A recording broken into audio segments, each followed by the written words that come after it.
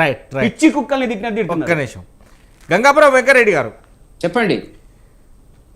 మరొచ్చే ఒక 3 రోజుల లోపల అసెంబ్లీ స్టార్ట్ అవుతుంది. 5 రోజులుగా సభ నిర్వహిస్తున్నారు. ఈ నేపథ్యంలో కాళేశ్వరం కమిషన్తో పాటు అన్నీ కూడా చర్చకు వస్తాయనే నేపథ్యం ఉంది. దీనికైతే ఇప్పుడు తెలంగాణ ప్రజలు ఎదురు చూస్తున్నారు. అంటే ఒక దిక్కు ప్రజల కష్టాలా, లేదు అంటే గతంలో జరిగినటువంటి అవినీతి అక్రమాల, ఈ రెండింటికి తావు ఇచ్చడానికే అసెంబ్లీ నిర్వహిస్తున్నట్టుగా కూడా తెలుస్తుంది. అంటే ఎలా చూడొచ్చు దీన్ని? ఇప్పుడు ఒకటి రాజమౌళి గారు, మీరు అన్నట్టుగా మీడియాలో వస్తున్న కథనాల ప్రకారంగా 30వ తేదీ నాడు అసెంబ్లీ, అంతకుముందు ఒకరోజు రాష్ట్ర క్యాబినెట్ వీటన్నిటి మీద ముఖ్యంగా కాళేశ్వరానికి సంబంధించినటువంటి అంశం మీద చర్చిస్తుంది.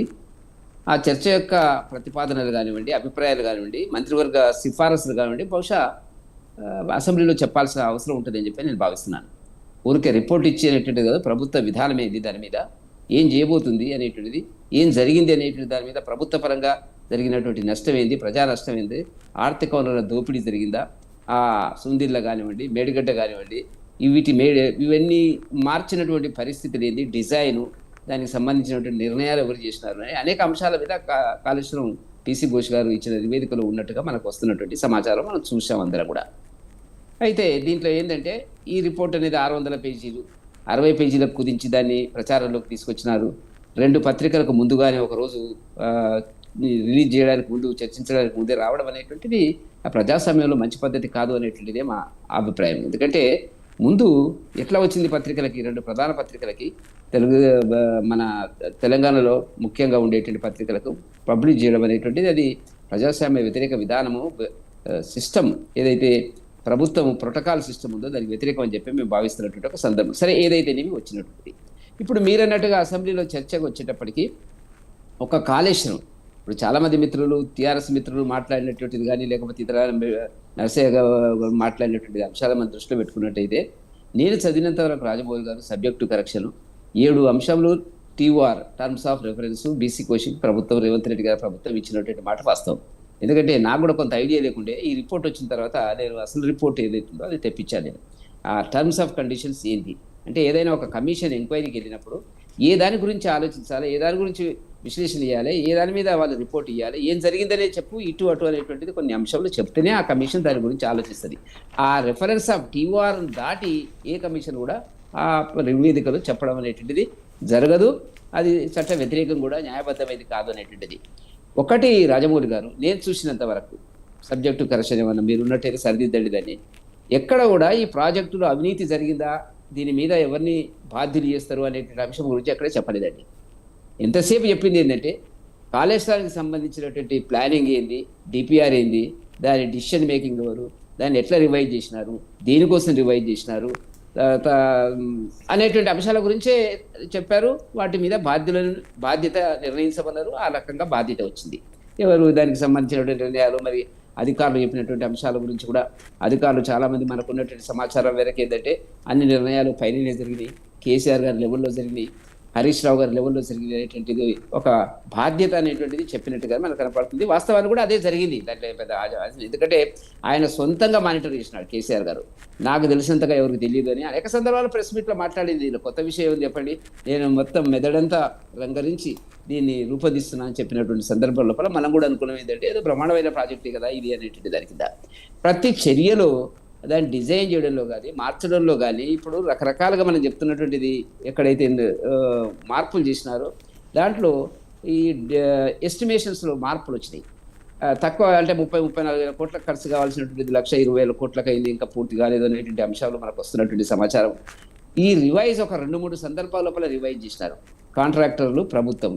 అయితే ఒకటి రాజమౌళి గారు, విచిత్రం ఏంటంటే మేడిగడ్డకు సంబంధించినటువంటి ఈ L&Tకి సంబంధించినటువంటిదే ప్రాజెక్ట్ ఇంక్లూడ్ చేయడం జరిగింది. మెగా కృష్ణారెడ్డి కట్టినటువంటి కాలువలు కానీ, లిఫ్టులు కానీ, కొన్నటువంటి విలువైనటువంటి లిఫ్ట్ మిషన్స్ కానీ వీటి మీద ఎంక్వైరీ లేదు. చిత్రం కనపడుతుంది మొత్తం కేసు. ఒక కాళేశ్వరానికి మాత్రమే పరిమితం చేసిండు. నాకు తెలిసినంత వరకు సబ్జెక్టు కరెక్షన్ మీకు ఏమైనా తెలిస్తే యాడ్ చేయండి. మెగా కృష్ణారెడ్డికి ఎట్టి పరిస్థితుల్లో నోటీస్ ఇవ్వలేదు, ఇవ్వకుండానే ఇవంతా జరిగిపోయినటువంటిది. కాబట్టి ఇది ఇచ్చేటప్పుడే, ఈ టర్మ్స్ ఆఫ్ రెఫరెన్స్ ఇచ్చేటప్పుడే రేవంత్ రెడ్డి గారు ఏ కోణంలో, ఎందుకంటే నాకు తెలిసినంత వరకు 7 పాయింట్స్ రెఫరెన్స్ ఇచ్చిన తర్వాత 8వ పాయింట్ ఈ నిర్ణయాలపై చెప్పినటువంటి టర్మ్స్ ఆఫ్ రెఫరెన్స్లో ఏదైనా లోపాలు ఉన్నాయా, వెస్టెడ్ ఇంట్రెస్ట్ ఉందా, వ్యక్తిగత ప్రయోజనాలు ఉన్నాయా, అధికారులు నిర్ణయం ప్రభుత్వంలో ఉండేటువంటి పెద్దలకు ఏమైనా సంబంధాలు ఉన్నాయా, తద్వారా ఏమైనా అవినీతి జరిగిందా అనేటువంటి అని మీరు భావిస్తున్నారా, దాన్ని మీరు బాధ్యతను నిర్వహించగలుగుతారా అని అక్కడ చెప్పలేదండి. దాంట్లోనే జరిగిపోయింది. ఇప్పుడు ఎంతసేపు ఏంటంటే మనం చెప్పాల్సింది ఏంటంటే ఈ నిర్ణయాలు ఎవరు చేసినారు, ఈ ప్రాజెక్టులు ఇక్కడ కట్టాల్సింది కాదు అక్కడ కట్టినారు, ఎందుకు కట్టినారు, ఏ ప్రయోజనాల కోసం కట్టారు, దానికి వచ్చినటువంటి అదనపు ఖర్చులు ఏంది, ప్రజా డబ్బు దుర్వినియోగం అయిందా కాలేదా, ఈ చర్చనే తిప్పుతున్నారు తప్ప సరే ఏదైతేనేమి దాంట్లో స్పష్టంగా కేసీఆర్ ప్రభుత్వం మీద ఆరోపణలు ఉన్నవి అనేటువంటిది మాత్రం కనపడుతున్నటువంటిది. ఇప్పుడు అదొక్కటే కాదు, చాలామంది మిత్రులు మాట్లాడినటువంటిది విద్యుత్ శక్తి కొనుగోళ్లకు సంబంధించినటువంటి ఫైల్ వచ్చి చాలా కాలమైంది, ముఖ్యమంత్రి గారి టేబుల్ మీద ఉన్నది. అదేవిధంగా ఈ కార్ రేసింగ్కి సంబంధించినటువంటిది అది 2-3 అంశముల మీదనే ఆధారపడి ఉంది. టెక్నికల్ అంశాల మీద ప్రభుత్వం నిర్ణయం చేయొచ్చా, కేబినెట్ ఆమోదం లేకుంటే డబ్బు 50 కోట్లు ఇవ్వచ్చా, చేయొచ్చా, రకరకాలు ఉంది అది. ప్లస్ మియాపూర్ భూముల మీద ఫైల్ ఉంది, డ్రగ్స్కు సంబంధించినటువంటి దాని మీద ఉంది, అతి ముఖ్యమైనటువంటి గొర్రెల కొనుగోళ్లకు సంబంధించినటువంటి, ఎందుకంటే మనకు అందరికీ తెలుసు రాజమౌళి గారు ప్రభుత్వం మార్పులు జరిగినటువంటి 1-2 రోజుల లోపలనే ఆ ఫైళ్ళన్నీ బయటికి వెళ్ళిపోయినాయి అనేటువంటి ఇట్లా అనేకం. నయీం కేసు ఉంది, నయీం కేసు గత ప్రభుత్వం ఏం చెప్పుకుంటూ పోయింది, మిషన్లు తెచ్చి, మీకు తెలుసు మిషన్లు తెచ్చి డబ్బులు లెక్కిస్తూనే ఉన్నారు, అతను బెదిరించి ఆక్రమించినటువంటి అనేక ఎకరాల భూములు ఉన్నాయి అన్నారు. ఏది కూడా ప్రభుత్వం ప్రజలు అడుగుతున్నటువంటి దాని మీద ఒక స్పష్టమైనటువంటి ప్రకటన ఇంతవరకు చేయలేదు ఈ ప్రభుత్వం. కాబట్టి ఇప్పుడు దాన్ని చర్చకు పెట్టి కేసీఆర్ గారు వస్తారా, వస్తే ఏంది, వస్తే అతని ఏ రకంగా ఉంటాడు, ఏ రకంగా అతని మొహం ఉంటుంది, ఏ రకంగా సమాధానం చెప్తాడు అనేటువంటి వ్యవహారాలు మనకు కనపడుతున్నాయి. కానీ నాకున్నటువంటి అతి తక్కువ రాజకీయ అనుభవంలో కేసీఆర్ గారు సభకు వస్తారని అనుకోవడం లేదు. అదే హరీష్ రావు గారు, కేటీఆర్ గారు మాట్లాడతారు, అదంతా రభస జరుగుతుంది. రభస జరిగిన తర్వాత చర్చ ఉండదు, చర్చ ఉండకుండానే వాళ్ళని మార్షల్స్ ద్వారా బయటికి పంపించేటువంటి ప్రయత్నం. ఎందుకంటే మామూలు విషయం కాదు కదా ఇప్పుడు ఆరోపణలు చేసేటువంటిది. అన్ని రాజకీయ పార్టీలు ఏం మాట్లాడతాయండి, ఏ రాజకీయ పార్టీ అయినా జరిగినటువంటి అవినీతి మీద, నిర్ణయాల మీద, తద్వారా ప్రభుత్వం ప్రజా డబ్బు దుర్వినియోగం అయింది అనుకున్నప్పుడు చర్యలు ఉపక్రమించమని చెప్తారు తప్ప దాంట్లో వద్దని చెప్పి ఎవరు చెప్పరు. కాబట్టి ఇది ఒక రకంగా ఏంటంటే చర్చకు పెట్టి రేవంత్ రెడ్డి గారు ఏంటంటే కొంత రాజకీయ ప్రయోజనం పొందాలనేటువంటి దాని కిందనే ప్రయత్నం చేస్తున్నట్టుగా మనకు కనపడుతుంది తప్ప అసలైన దోషులను మీద కేసులు పెట్టి ఎఫ్ఐఆర్ ఇచ్చేటువంటి పరిస్థితులు ఇంతవరకు ఉంటుంది. ఎందుకంటే 20-23 రోజులైంది ఢిల్లీలో వాళ్ళు బీసీకి సంబంధించినటువంటి ధర్నా చేసిన తర్వాత ఆ కేసు ఈ కేసులు అన్నీ కూడా క్యాబినెట్లో మేము చర్చిస్తామనేటువంటిది.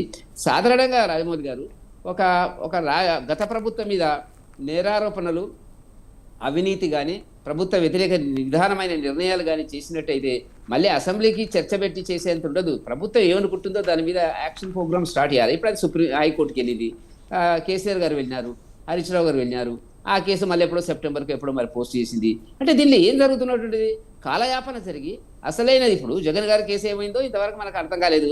కాబట్టి కాలయాపన చేసి చివరికి దోషులను తప్పించుకొని పోయేటువంటి పరిస్థితుల పలు ఉంటుంది అని చెప్పి ప్రజాధనం దుర్వినియోగమైనటువంటి సందర్భంలో అది భరించరానటువంటి దాని కిందనే. కాబట్టి ఇవాళ జరుగుతున్నటువంటిది ఏంది తెలంగాణలో అనేటువంటి దానికి వచ్చినప్పుడు ఆరోపణలు, ప్రత్యారోపణలు, కౌంటర్లు ఇవి జరుగుతున్నటువంటిది.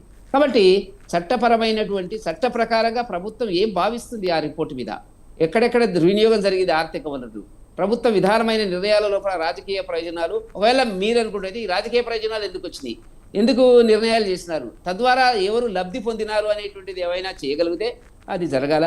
దాని మీద మళ్ళీ ఒక కమిటీ వేసి కాలయాపన చేస్తే అసలే దోషులు తప్పించుకుంటారు.